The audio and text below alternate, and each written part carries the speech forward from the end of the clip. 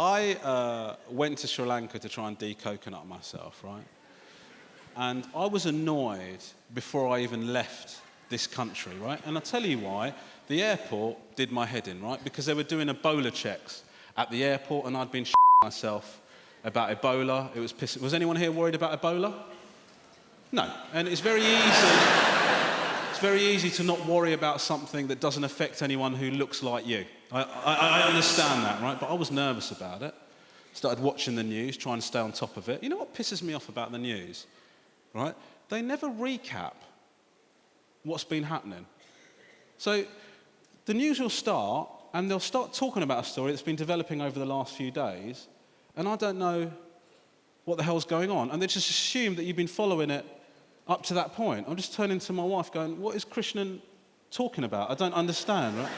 They don't recap the news. It's the most important show on TV, and they don't recap it. Yet every other moronic, thick as pig TV show is recapped within an inch of its life, right? Come dine with me.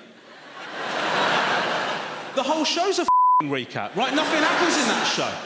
You watch it, goes, Derek's made a tiramisu. Join us after the break, you find out exactly what the guests thought about the tiramisu, right? Then you watch the break, then after the break, it goes, before the break, Derek made a tiramisu. His guests are eating it. I know, mate. I can literally see the guy eating the tiramisu. It's not the radio. I'm watching it, dude. Why are you telling me?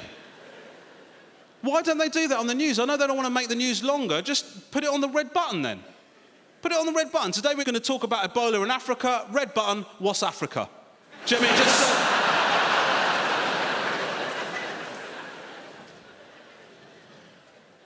Do you know what the funniest thing about the Ebola checks was? The funniest thing about the Ebola checks, right? Voluntary. Voluntary. Voluntary checks at the airports in this country to find out if you've got Ebola. Who the is going to volunteer to spend more time at an airport to find out if they might have Ebola? Not me, mate. I've got a massive Toblerone to get stuck into. I haven't got time to find out if I've got a deadly virus. It's difficult enough to fly out this country as it is. I'm brown with a beard, mate. I was wearing a camouflage jacket because I'm having a midlife crisis. I might as well have said, hello there, could I please have a rectal exam?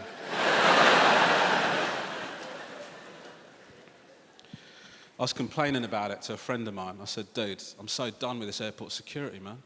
It's pissing me off. Do you know what he said to me? He said to me, don't be so bloody selfish. Do you know the reason we have those measures in place? Romesh. It's because we don't want the terrorists to win. So why don't you suck it up and deal with it?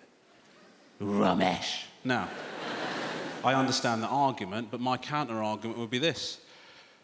How do we know that the terrorists haven't already won?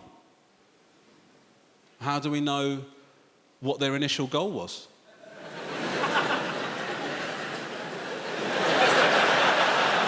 What if their initial goal was just to make air travel annoying? Right?